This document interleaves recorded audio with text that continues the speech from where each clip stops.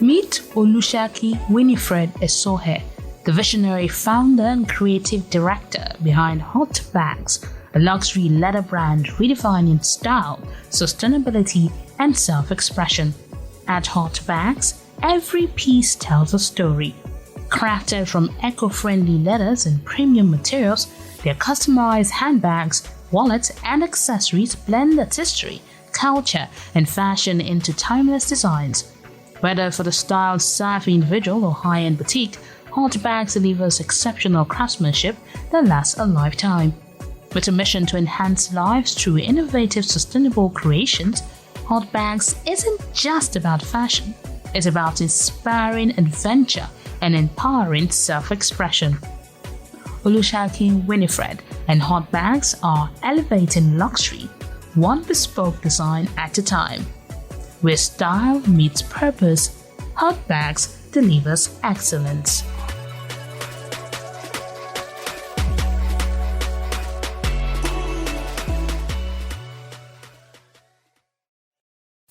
Hello, my name is Winnifred. I'm the founder and creative director of Hot Bags. I am also a final year student at University of Lagos, and I own an MBA at Lagos Business School. Hot Bags specializes in producing high-quality, affordable, and stylish bags for females, ranging from 18 years to 50 years. Our story started when I got into school and I discovered that a whole lot of students had poor quality bags, and those who had bags, really luxury nice bags, were too expensive. So the mission was to produce high quality bags that are luxury but yet affordable, and that is how Hot Bags started. So we give women we empower them by creating stylish bags that makes them feel comfortable, confident, and also self-reliant. All right, so I'm going to give you a backstory of how I started. I started when I was 10 years old. I loved bags a whole lot, and I loved matching bags with my outfits. So because I did not have enough bags during my age then, I had to start making bags on my own using my clothes and using carton. And then when I fast forward to 2018 when I got into the university, 2019 when I got into university, and I discovered that students don't have bags. I had to think back and think of what I could do to help them out. And then I remembered that I love making bags and I have a little idea of how to make bags, and that was how I started. So I'm actually self-taught, but then I have improved my skills in bag making. I just had the idea of how to make bags actually. So what I do is I get my mom bag, then I'll dismantle it, especially bags that are already worn out. So I'll just dismantle the bags and find a way how, they coupled all of this together, and that was how I started. Before then I went on YouTube to acquire more skills on bag making. All right, so for this bag, let me start with the color. I would say purple is my best color, and that was why I picked purple for this bag. And for the style, what made me create this style? I wanted something different from the usual. And so there was a time I went for a trade fair to sell my products. And I started off with tote bags, actually, just normal tote bags for students before upscaling into doing leather bags. And then a lady came and she told me her reviews on tote bags. And she's like, she does not like tote bags. She does not like carrying tote bags, but she needed something different, something more spicy. So that was how I started making leather bags and trying to create my own design.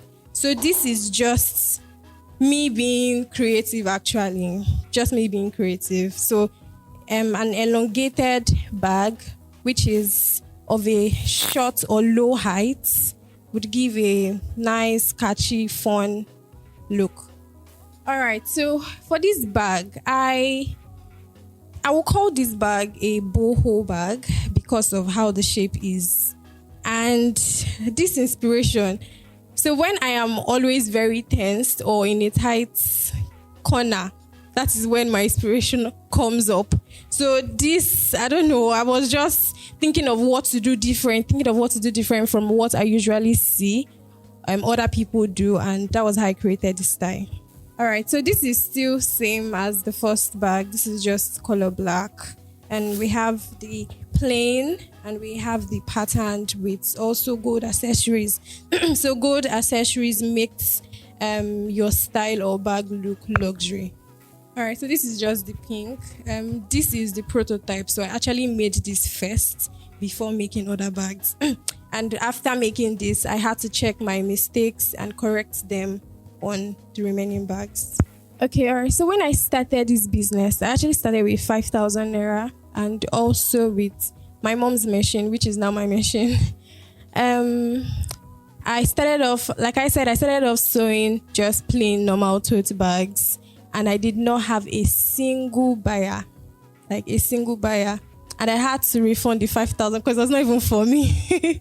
So what I did was I had to gift it out to somebody, and just through gifting out, I was able to get customers. So during the course of my business, one of the challenges I've faced is transportation costs, transportation delivery, the delivery to the high cost to deliver goods from where I am to my customers has been a whole lot of challenge, even in this present age in Nigeria. One other challenge I've also faced that I'm trying to conquer is the high cost of production, high cost of materials. So because of the inflation in Naira, it is affecting everything in the market, which has also affected my business and how I can be able to sustain the business. So yeah. All right, so my first success story is when I was picked at the Lagos Business School. I did not imagine that I was going to be selected because I just started off my business, and it felt like a miracle being picked because I think they saw potential in what I do, and I was selected for it. Then also my second success story was when I just voluntarily attended a Pan-Africa Capital program for students, and I were to pitch. I didn't even know the pitching came with a prize, and I went to pitch everything that I was taught at Lagos Business School and everything that I was also taught at the PSC Foundation. I put all and gave my best, and I won the pitching for that day. So that has been my success story among others. Hi, Winnifred. Hi, Ma. Good to have you here. Thank you. Well done. Hot bags. Lifestyle, fun, classy with every bag. I love what you do with bags. Thank you. Just tell us a bit, how long have you been in business? Okay, so we've been in business for 3 years. We started 18th of April 2021. Yeah, so we've been in business for 3 years. We make leather bags. Our products include leather bags, tote bags, drawstring bags, souvenir bags, and the likes. But we make sure that the bags we make are quality and they are also affordable and organized for people to use, or functional for people to use. Yes, functional bags. Beautiful. Thank you. Well done. So how has it been? Especially the way the economy is right now. How has it been as a business owner? It has not been easy, honestly. It has not been easy. There have been a whole lot of ups and downs, happy moments, sad moments, and the like. So majorly because of delivery fees. So I have major issues when it comes to delivery. So from one area to another area, and you're hearing the costs of transportation is just too high. And imagine them getting a bag for 10K and they are delivering for 10K. It's not palatable at all. So it has not been easy though in that aspect. So apart from this delivery, what other challenges do you have when it comes to cash flow?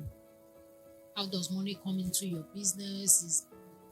With the economy and everything, I'm sure it's a little bit of struggle. So can you identify like one or two major issues so we can address that? Okay, so I would say restocking of materials has been an issue because the price for today is not the price of tomorrow. Yes, so restocking of materials has been a major issue in my cash flow.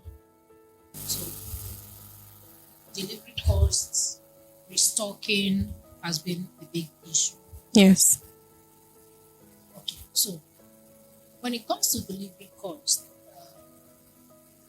we can't ask the customer to come pick up their items because I've seen businesses do that. Is this something you have tried? Yes, this is actually something I've tried. I've told some of my customers or a lot of my customers, giving them that option of coming over to pick up. When you check the cost. Yes, when I check the cost. And it's almost more than the exactly. Cost of the bag. Yes. There's also something I do to weigh down the cost. So I move from one location. If I know I'm going to a particular location at a time, I would take their orders to that location and move it from there so it costs a bit slower. That's a good one. Thank you, ma. Issue of restocking. What have you tried and did it work before we can even address issue of restocking? Have you tried anything since you started experiencing the high cost and all? I've really not been able to try a lot because I would say also I have the issue of limited access to capital. So once I get whatever I have, I use. So here is my next question. Maybe that will lead us to my answer to you. Do you have enough customers to take on the things you have produced? Okay, yes. I would say, so the thing is, like I said, I make leather bags, but I've also expanded my business where I also make wholesale tote bags and purses, but in wholesales. So I have a different market for that one. And my main major customers are printers. I target printers because I notice that a whole lot of people go to printer to, okay, please, I will need a customized bag, but I want a fabric. And they come to me. So yes, in that aspect, I have a whole lot of markets for that part. So I use that business or that part of the business to fund the other one. So the other one, I still have customers, but they are not as strong as the wholesale customers. So how about focusing on this wholesale? It's a need. Both young and old want tote bags. And the model you're already running is working. How about, for now, while you look at what's going on in the economy, how about pour your energy into this wholesale pin, even promote it.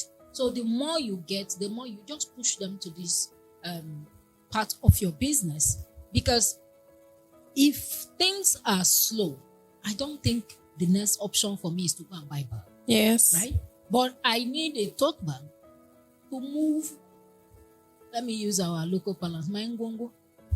Right? Yes. Ma'am. So look at what is selling for you as a business. Yes, there are different arms. And pour your energy, or they'll say 10 times what you're doing on that arm of your business that is truly giving you what you really desire. Yes. If you're doing that, then you pour the extra energy or the one remaining into customizing. Let it be that I'm the one saying, I need this bag, and you charge me based on what I want. Okay. Then produce, you've tied down capital, you have inventory, you are not sure that you are going to sell them off immediately. Yes. You are looking at your product is looking at you. And I'm so sure because you're doing a lot of things, sales is also struggling. Yes. Or suffering. So if you are not pushing enough sales, you cannot make enough money. Marketing leads to sales. Sales bring in the money. When marketing is not happening, money cannot come in. And that's why we are here talking about cash flow. So to make your cash flow produce or pour energy into that product or that arm of your business that has become your cash cow, that is bringing in the money, then the other one, look for people that want customized production. Charge what it is before you even give them the cost. Make sure you reach out to your suppliers. Get the exact price. Negotiate a timeline. So if I'm saying, oh, I need this particular bag, you give me your quote and give me a duration when that will be available. Pour your energy into producing the tote bags that you already have lots of customers for. Then when, for example, I request for customized item, give me the cost based on the costs in the market. Give me an invoice that reads that this is valid for 3 weeks. It's customization. Anyone understands that. So if I'm coming back to you 3 months later, it's no longer valid. That means you have to go to the market and give me another invoice. Always have that. It can last because you have negotiated with your suppliers that in 3 weeks, I'll be producing this at this cost. It's already agreed. Then you pass on your invoice to me. If I produce with you within that time frame, I can pay that price. But if I'm coming to you afterwards and price have changed, you are going to communicate the updated price. That is how it will work, right? Yes, ma'am. So your marketing has to be strong so that sales can happen. How do you do this? Identify the people that need what you offer. Where do they hang out? Show up there. Let them know why they should have tote bags, why they should buy leather bags, what you are offering them, what it can do for them. Power it with customer testimonials, people that have bought from you. What are they saying? Push it out there and ask for the sale. When they request, you produce, but don't tie down products. Okay. Don't tie down your inventory because the economy is fast-paced. Things are changing. How will you sell when you are not marketing? Then when you sell, you go back to the market. You are not able to buy at the same rate you bought before. That doesn't make good business sense. Yes. Okay. And for our listeners, if you are watching this and you are also struggling with the same thing, just take this advice that I have given to Winnifred. Thank you, ma. I believe that by the time I see you in the next 6 months, or less, or more, you would have implemented this. Yes, definitely. I said, focus on what is working for you. Turn this to a customized stream. Right. Yeah. And always call for that. You need to show people what you're doing as you are working on these things for people. So, this bandwagon effect. You see something, oh, you're doing this. Winnifred is doing this for A. B will say, oh, I also want this kind of bag. All right. So hopefully this will work for you and work for our audience and also work for me. Yes. All right. Thank you very much. Thank you so much, ma. Thank you.